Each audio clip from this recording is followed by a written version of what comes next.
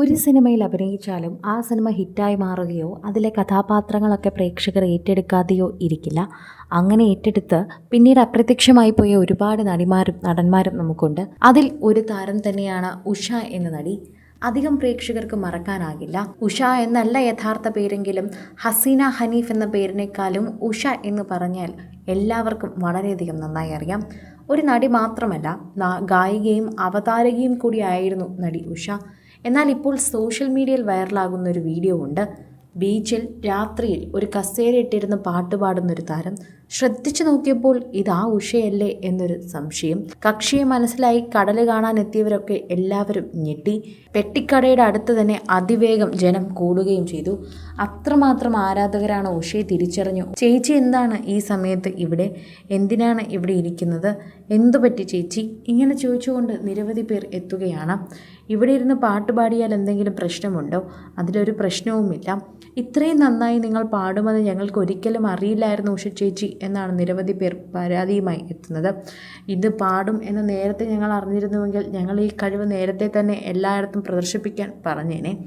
ആലപ്പുഴയിലെ ബീച്ചിൽ രാത്രി ഇരുന്ന് പാട്ട് കേൾക്കാനെത്തിയവരൊക്കെ തന്നെ ഞെട്ടുകയായിരുന്നു.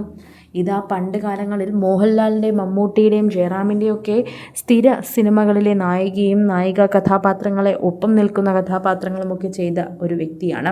അന്നു മുതൽ പ്രേക്ഷകരെല്ലാവരും ഏറ്റെടുക്കുന്ന ഒരു വ്യക്തി കൂടിയാണ്. സോഷ്യൽ മീഡിയയിൽ നടി ഉഷയുടെ വാർത്ത പ്രേക്ഷകർ വേഗം ഏറ്റെടുക്കുന്നു. ഇപ്പോൾ മലയാള ചലച്ചിത്ര മേഖലയിൽ പ്രവർത്തിച്ചു എന്ന് മാത്രമാണ് താരത്തിനെക്കുറിച്ച് പറയാനാവുക. 70-ലധികം സിനിമകളിൽ അഭിനയിച്ചിട്ടുള്ളൊരു നടി കൂടിയാണ് ഉഷ. 1984 പുറത്തിറങ്ങിയ നോക്കത്താ ദൂരത്ത് കണ്ണും നട്ടെന്ന ചിത്രത്തിലൂടെ ബാലതാരമായിട്ടായിരുന്നു ഉഷ അഭിനയ രംഗത്തേക്ക് എത്തിയത്. പതിറ്റാണ്ടുകളായി സിനിമയിലെ സജീവ സാന്നിധ്യം തന്നെയാണ് എന്ന് പറഞ്ഞേ മതിയാകൂ. അത്രമാത്രം പ്രേക്ഷകർ തന്നെയാണ് ഇപ്പോൾ വളരെയധികം ഇതിനെ ഏറ്റെടുക്കുന്നത്. ഈ വീഡിയോ നിമിഷം കൊണ്ട് തന്നെ അത് വൈറലായി മാറുകയും ചെയ്തു എന്ന് കൃത്യമായി പറയാൻ സാധിക്കുന്നു. ശരിക്കും പറഞ്ഞാൽ 4 പതിറ്റാണ്ടുകളായി മലയാള സിനിമയുടെ അഭിമാനമായി തന്നെ നിൽക്കുകയാണ്. മുഹമ്മദ് ഹനീഫിനും ഹഫ്സ ബീവിക്കും പിറന്ന ഹസീന ഹനീഫ് ഇന്ന് ഉഷയായി മാറിയത് വളരെ പെട്ടെന്ന് തന്നെയായിരുന്നു എന്ന് പറയാം.